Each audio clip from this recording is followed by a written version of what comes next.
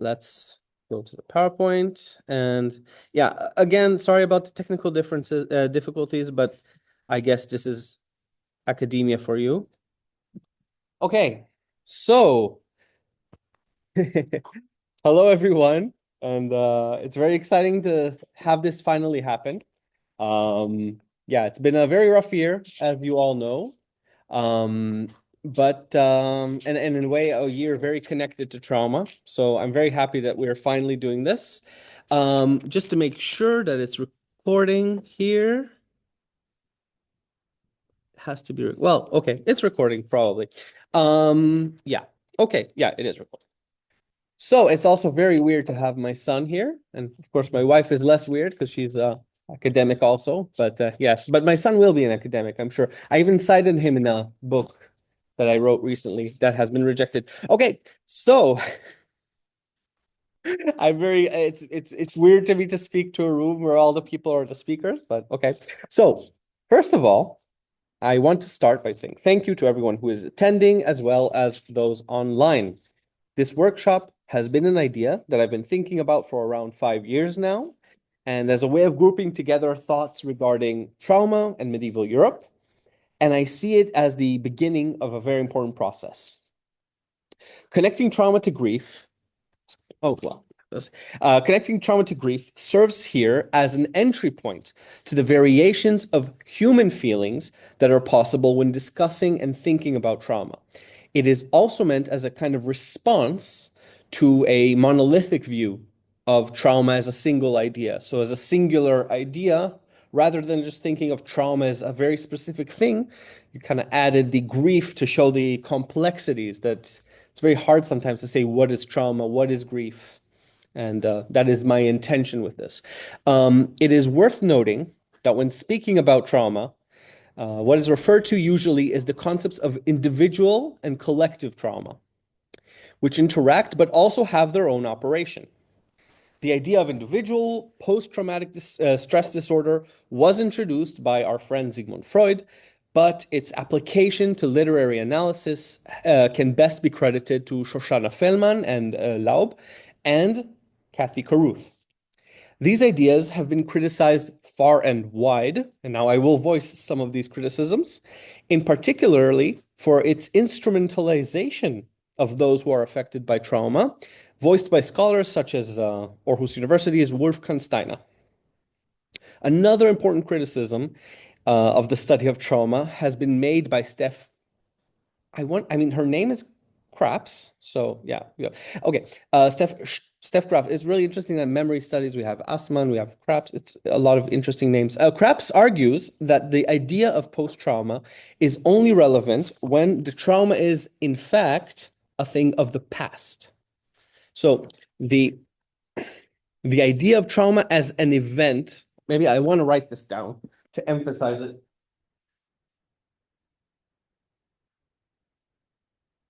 So to the people in the virtual crowd, I'm writing trauma as an event. I'm highlighting that. I could be writing something else and they wouldn't know.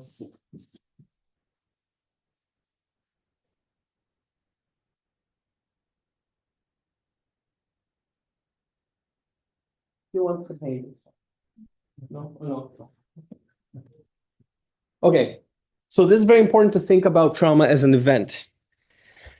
So this kind of concept of trauma, it does not represent, for example, those who suffer ongoing conflict or colonial violence, whose traumatic experiences are systemic and systematic, and they do not have a post, at least not yet. If trauma is an event, that implies a before and an after. It takes into account the possibility of recovery, which is not available to all people at all times. Not everyone has time to heal their wounds in ongoing conflicts and oppression. There is also the problem of applying modern psycho, which is, of course, a thing that Torvi has dealt with a lot. The problem of applying modern psychoanalytical concepts such as trauma on the people of the pre-Freudian past. Are you traumatized even if you don't have the language to express it? To the argument, regarding the ongoing nature of traumatic experiences, I will kind of sidestep the question by pointing out that in medieval Iceland, or rather the 13th century, there was an ongoing nature and a repetition that were inherent to feud violence. For the Icelandic elite and their milieu who were involved with this chieftain infighting, violent skirmishes, house burnings, and loss of limb and life were common enough that one could not discount its continuation. As to arguments about these concepts not existing in medieval times, I would suggest that it is, in fact, scholars such as Torvi who have kind of back-engineered a way to show that trauma was indeed manifested in medieval Icelandic literature. In the sagas, we can find temporal distortions, changes in generic conventions, and specific use of poetry that all speak to the manifestation of trauma on the character's psyche and the construction of the narrative. So, to continue, in a way, it is almost hard for me to separate the topic of trauma in the sagas from Torvi H. Tulinius, who we will hear from today. Yes, I remember when I was just a BA student looking to read a bit about Iceland, and I was going to the section of the Hebrew University Library that was kind of donated by the German embassy, where I found a very random assortment of sagas and secondary literature. And I especially remember Torvi's name appearing on several of these like book chapters. And I remember like, oh, like if you see a name a lot, you think, oh, wow. When I got to study under him in Iceland, I was quite excited. And even more so when I learned that I could attend two of his courses, an introduction to Icelandic literary studies and a course about psychoanalysis and the sagas. The psychoanalysis course very much set me on my academic path, including my first academic publication, which was based on a paper that I wrote for his course about Njál Saga, as well as a general approach to the sagas that is tied with the undercurrents of the human mind and how these show signs in the most unexpected places. Torvi's importing and applying trauma studies onto the saga sphere shows a sensitivity to aspects of literature and its connections with the psyche. It would also behoove me to mention Marion. I never know how to use behoove, but I think that's how you use it. It would also behoove me to mention Marion Pulvez, who is not here, but as I'm sure Torvi would agree, did much to spearhead the project of applying trauma studies to the sagas, a project that I hope she will, of course, hopefully continue in the future. To that, I would add another student of Torvi, Anna-Katarina Heiniger, whose application of the topic, combined with disability studies and battle trauma, has been particularly helpful for me, trying to tie my different interests together. I should also note, Chelsea, I forgot her surname right now, but Chelsea, a student of medieval Icelandic studies who also looked into battle trauma, and of course Stephen Shema also has written about this. And yeah, there's a lot of dealing with trauma in the University of Iceland, and I'm sure that is very much connected with Torvi's exposure to Torvi's work. So I think it is a force. Also worth noting is Marius Schmeiberd, whose complex arguments regarding trauma I will not attempt to paraphrase here, but has certainly questioned the way that collective trauma is used in scholarship and its application on the age of the Sturlungar, the period of civil war in Iceland, which is something that we might want to discuss a bit. I'm not sure if this is for us. Hello? Hi. Yeah, no worries. No. Just making sure you're here. Okay. Oh. Hi. Sorry, just that we have some people that came in now. Okay, so generally, the discussion of trauma in the sagas would not have developed without the work done by the memory in the pre-modern North network, an important representative of which is here in this very room, Pernille Hermann. Pernille and her colleagues have advanced the study of memory in Northern Europe, I forgot that word Europe, and collective memory. and, as is Pernille's wont, have done so in a manner that conveys complex concepts in plain speech, without simplifying them. Trauma is a factor in memory and forgetting, and the work of the network has encouraged and developed the basis on which my project stands. So, of course, as you noticed, I have a tendency to center myself a bit too much in academic settings, but I feel like my own family history is somewhat appropriate in this very specific context.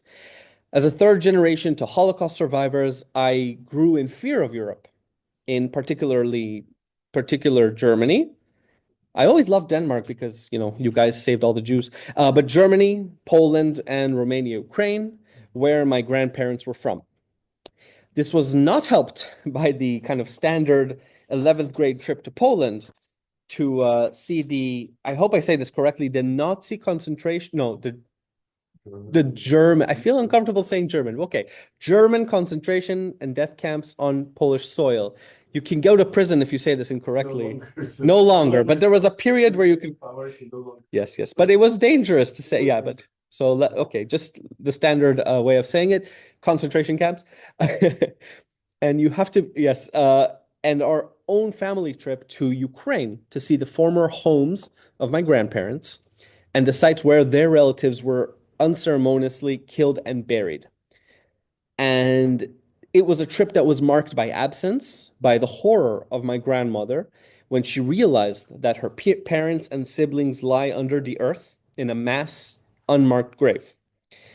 So the trips to Poland and Ukraine were very much traumatizing experiences for me, traumatizing trips, and they were designed to instill in me. So they were kind of like, especially the trip to Poland was designed to instill in me a sense of urgency to the plight of the Jewish people, a feeling that very much follows me to this day, even as even as I am aware of its machinations and how it kind of was designed.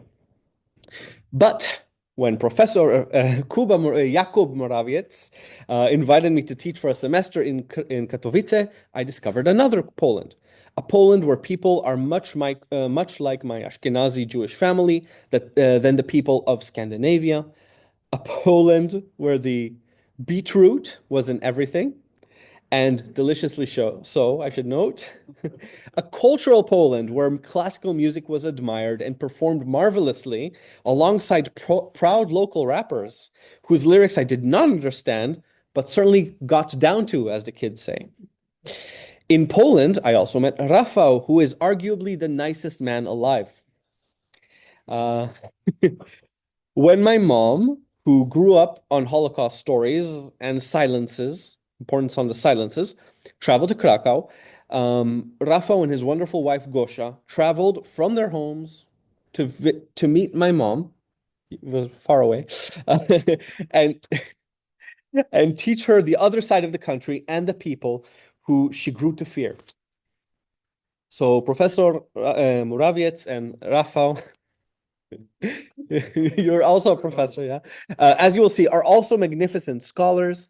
While it is their scholarship that brought Torvi, Rafał, and Kuba their invites to this workshop, it is quite significant for me how each one of these, in their own way, helped me to think about trauma, healing, and literature. So just to finish off, this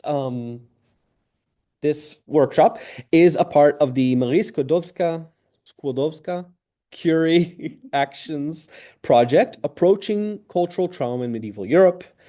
I do want to touch upon one last point, which is kind of like the promise that I made. One of the promises that I made for this project is to make a comic book that kind of summarizes the Icelandic sagas. Well, not sorry, to summarizes like trauma in the sagas. And I was planning to do that much earlier, but then the 7th of October happened. I was quite depressed. So instead of that, I made a comic for my son. It's a shame he's not here, but I made a comic book for my son where, yeah, oh, he's right. Yeah, well, where basically Mickey Mouse meets Batman. And you can see here, and of course, Mickey Mouse has specific meanings in Torvi's scholarship. So that's I didn't even think about that, but I guess it's subconscious. Eventually, I finally last few months started to make actually the comic book that I promised. So here's the Thorarin, the Battle of Thorarin, Mávaklit. And of course, yeah, the character of Yoav explaining the comics, explaining trauma.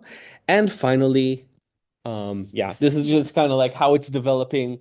This is probably going to be the look that I will pitch, but it's very hard to know exactly how everything will turn out.